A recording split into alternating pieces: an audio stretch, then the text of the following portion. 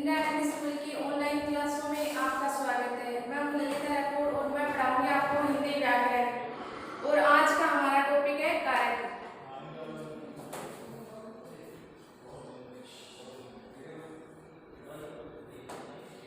कारक एक ऐसा टॉपिक है जो सभी क्लासेस के सिलेबस में लगभग है। इसके अलावा जो कंपटीशन एग्जाम है उनमें भी 2 से 3% कारक के आते हैं। तो अपने कारक की परिभाषा या अर्थ जानने से पहले मैं आपको उदाहरण के द्वारा समझाऊंगी कि कारक की परिभाषा क्या है, जिससे आपको की परिभाषा को रट्टा लगाने की जरूरत नहीं है, आप उसे अच्छे से समझ सकेंगे। तो उदाहरण देखिए,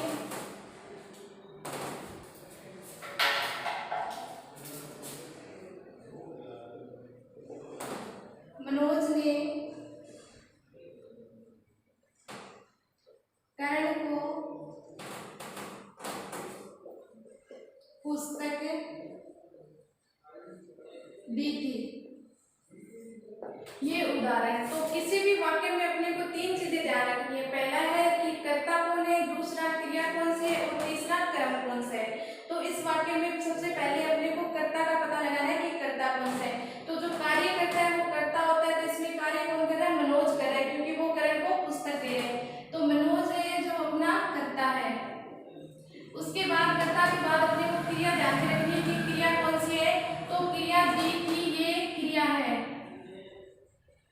कोई भी चीज देना, लेना, उठना, बैठना, खाना, पीना, ये सारी क्रिया है। तो इन दोनों के चीजों के बाद अपने को ये पता करना है कि इस उदाहरण में, इस वाक्य में क्रम कौन से है। तो इस उदाहरण में 2 क्रम है, क्योंकि क्रम है वो वाक्य में 1 से अधिक भी हो सकते हैं। तो पहला जो क्रम है वो तो है करण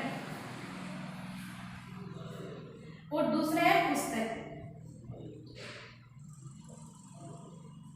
तो दोनों क्रम एक समान नहीं हो सकते, एक छोटा होता है, एक बड़ा होता है। उसी प्रकार इनमें भी एक मुख्य क्रम है और एक गौण क्रम है। गौण का मतलब होता है छोटा। तो अपने को क्रम कौन सा मुख्य क्रम है, कौन सा गौण क्रम है, इस बात का ध्यान रखने के लिए 2 नियम पता होने चाहिए। पहला ये कि जो क्रिया के पास वाला क्रम है वह मुख्य क्रम होता है, तो पुस्तक है वो अपनी मुख्य क्रम है। दूसरा ये कि क्रिया से जो दूरी पे है, जो दूर है, वह गौण क्रम होता है। तो जो करण है अपना गौण क्रम हो गया। इसके अलावा एक नियम ये है कि जो निर्जीव वस्तु है वह हमेशा मुख्य क्रम होगा और जो सजीव वस्तु है वह गौण क्रम होगा। ठीक है, तो इसी उदाहरण से अब अपने को परिभाषा का पता चलेगा।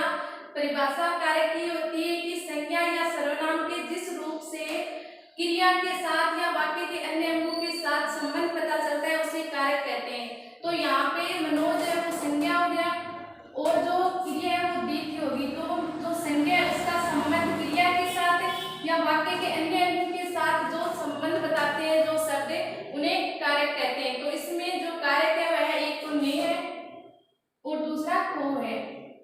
ठीक है, तो इस उदाहरण से अपने को ये पता चल जाता है कि कारक की परिभाषा ये है कि संज्ञा या सर्वनाम का संबंध क्रिया के साथ या वाक्य के अन्य अंगों के साथ जो शब्द संबंध बताते हैं उन्हें कारक कहते हैं। ठीक है, परिभाषा के बाद अपने इसके भेदों की बात करेंगे, क्योंकि कई बार भेदों में से एक क्वेश्चन आ जाता है। भेद पूछ लेते हैं, कितने होते हैं।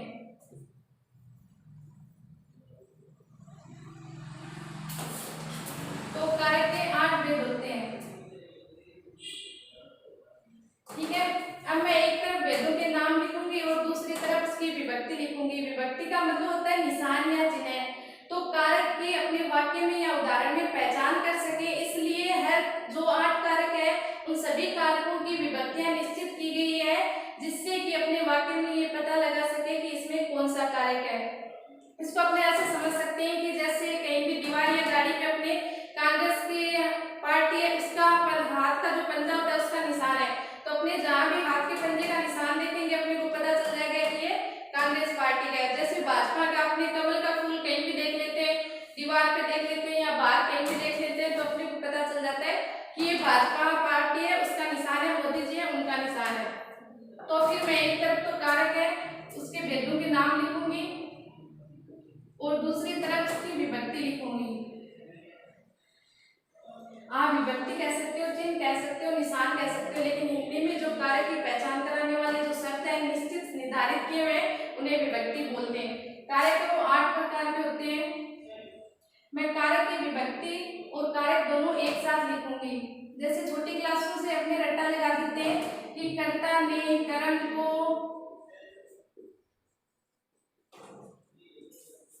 करण से या द्वारा संप्रदान के लिए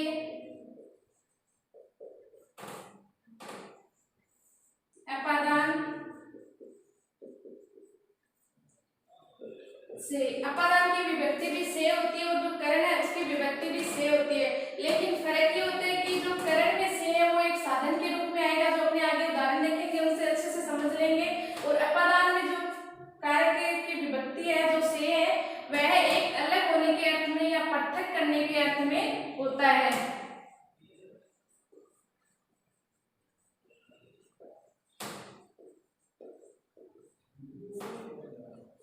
फिर है संबंध कारक। विभक्ति का, की, के या फिर रा, री, रे। सातवां भेद है अधिकरण में या पर। आठवां और लास्ट है संबोधन कारक, जिसकी विभक्ति है हे, अरे, ओ। इस प्रकार 8 कारक है और उनकी विभक्ति है, जिनको अपने अलग अलग बोलेंगे, जैसे कर्ता कर्म ऐसे याद करके फिर विभक्ति बोलेंगे तो याद नहीं होगा, इसलिए अपने को कारक और उसकी विभक्ति को साथ में बोलना है। जैसे कर्ता ने कर्म को करण से, इस तरह, ठीक है। तो अब मैं इनके एक एक उदाहरण दूंगी ताकि आपको अच्छे से समझ आ जाए। कर्ता की बात अपन ने पहले कर ली थी कि कर्ता का अर्थ होता है कार्य करने वाला। जैसे मैं पढ़ा रही हूँ आपको तो मैं करता हूँ, कोई भी कार्य कर रहा है वह करता होगा। जैसे उदाहरण है, राकेश ने खाना बनाया, तो खाना कौन बना रहा है? राकेश बना रहा है, तो इसमें जो राकेश है वो करता है। कर्ता का अर्थ होता है जो भी कार्य करता है, कार्य करने वाले को कर्ता कहेंगे। तो अपने जो करता है उसकी विभक्ति ने इसमें आ रहा है, ठीक है। तो इसमें अपने को सीधा ये उदाहरण देके पूछ ले इसमें कौन सा कारक है, तो पहले तो अपने को ये देखनी है कि जो कारक की विभक्ति है उनमें से कौन सी विभक्ति आ रही है। तो इसमें ने विभक्ति आ रही है और जो राकेश है वो खाना बना रहा है, तो अपने को इसमें सीधा कर्ता कारक हो जाएगा। फिर दूसरा कर्म, कर्म में जो करता है उसकी जो महत्व है वो तो कम हो जाएगा थोड़ा, और जो कर्म है उसका महत्व बढ़ जाएगा। जैसे राकेश की उदाहरण के द्वारा समझाती हूँ कि राकेश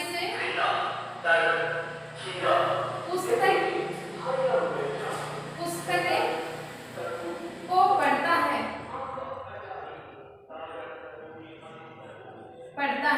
तो इसमें राकेश और पुस्तक दोनों में से किस पे ज्यादा जोर दिया है?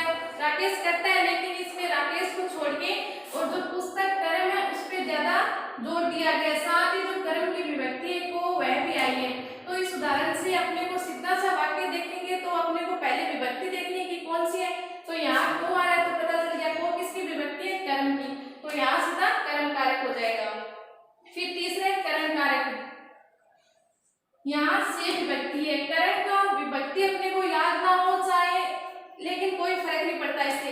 इसमें ये याद रखना है कि जो करण कारक है वो किसी साधन के रूप में आएगा। साधन है, जैसे मैं किससे लिख रही हूँ? मार्कर से लिख रही हूँ, तो मार्कर जो है एक साधन है। जैसे सीता है वो चाकू से फल काट रही है, सीता चाकू से फल काट रही है।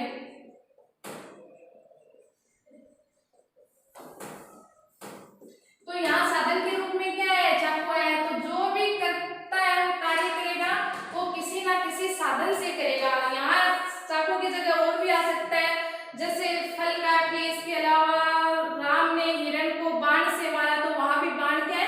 साधन के रूप में आ रहा है। तो करण को अपने यही ध्यान रखना है करण कारक में कि कर्ता जो भी कार्य करेगा वो किसी ना किसी साधन के माध्यम से करेगा। किसी ना किसी साधन की उसको आवश्यकता पड़ेगी, बिना किसी साधन के वो कुछ भी नहीं करेगा, ठीक है। उसके बाद है संप्रदान।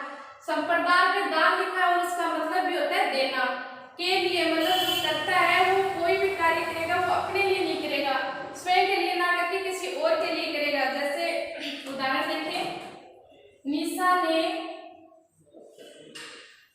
निशा ने नेहा के लिए उपहार खरीदा। उपहार खरीदा। तो जो निशा है वो स्वयं के लिए उपहार का प्रयोग नहीं करेगी, वो किसके लिए कर रही है? नेहा के लिए कर रही है। तो जो करता है वो कार्य करेगा वो किसी और के लिए करेगा, स्वयं के लिए नहीं करेगा। जैसे कि पुजारी ने कंबल, गरीबों को कंबल बांटे, इस प्रकार, क्योंकि जो वस्तु दे देता है एक बार उसे वापस नहीं लेता। जैसे सोहन ने मोहन के लिए घर बनाया, इस प्रकार जो कार्य दूसरे व्यक्ति के लिए किया जाता है उसमें संप्रदान कारक होता है। के लिए, इसकी विभक्ति भी आ रही है यहाँ, के लिए, मतलब जो करता है वो स्वयं अपने लिए कोई भी कार्य नहीं करेगा, वो किसी और के लिए ही कार्य करेगा। फिर अपादान। अपादान में से विभक्ति है जो करण में थी, लेकिन यहाँ जो से है वो साधन के रूप में आ रहा है और यहाँ दो चीजों को अलग करेगा। ठीक है, जैसे उदाहरण लिखवाती हूँ मैं आपको। जय बीकानेर से दिल्ली गया। तो यहाँ पहले तो विभक्ति क्या आ रही है? से आ रही है। जय बीकानेर से दिल्ली गया, तो विभक्ति का ध्यान रखना है। दूसरी बात ये अलग हो रहा है, वो जय है जो बीकानेर है वहां से दिल्ली जा रहा है, ये तो नहीं कि वो बीकानेर को लेके साथ में जा रहा है, वो बीकानेर को लेके नहीं जा रहा, बीकानेर को वहीं छोड़ के जा रहा है, वो दिल्ली जा रहा है। तो अपने को ये कहना है कि वो एक जगह से अलग होके जा रहा है, तो बीकानेर है उससे अलग होके और दिल्ली जा रहा है। जैसे गंगोत्री से गंगा निकलती है, तो गंगोत्री जो स्थान है गंगा का निकलने का, वहां से गंगोत्री निकल जाती है, तो गंगोत्री जो स्थान का नाम है उसे साथ लेके नहीं जाती गंगा, उसे तो वहीं छोड़ जाती है। तो जो भी है मतलब दो चीजें वो अलग हो जाती है। जैसे पेड़ से पत्ता गिरा, उसमें भी अलग होने का भाव है, तो अपादान कारक होगा। फिर है संबंध कारक। संबंध कारक में ज्यादातर संबंध होते हैं, जैसे राष्ट्रपति हो गया,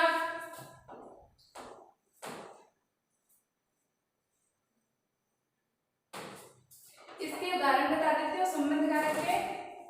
जैसे राष्ट्रपति हो गया, जो राष्ट्र का पति है, ठीक है, तो इसमें संबंध कारक होगा। दो चीजों में समानता बता रहे, संबंध बता रहे। राजमाता हो गया, राजमाता का मतलब राजा की माता, तो संबंध बता रहे दो चीजों का।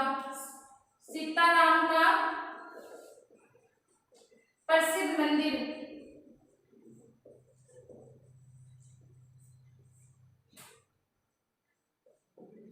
तो सीता और राम का जो मंदिर है उससे सीता और राम का संबंध पता चल रहा है। सीता और राम का था वो संबंध आपस में पता चल रहा है, तो वहां संबंध कारक होगा। फिर है अधिकरण कारक। अधिकरण कारक की विभक्ति है में और पर। अधिकरण का मतलब है आधार का पता चलना। कोई भी, जैसे या तो कोई चीज किसी के ऊपर होगी या फिर नीचे होगी। जैसे मार्कर है वो लेक्चर स्टैंड पे है, तो लेक्चर स्टैंड के ऊपर है। वैसे ही इसका और उदाहरण होते हैं, जैसे आकाश में पक्षी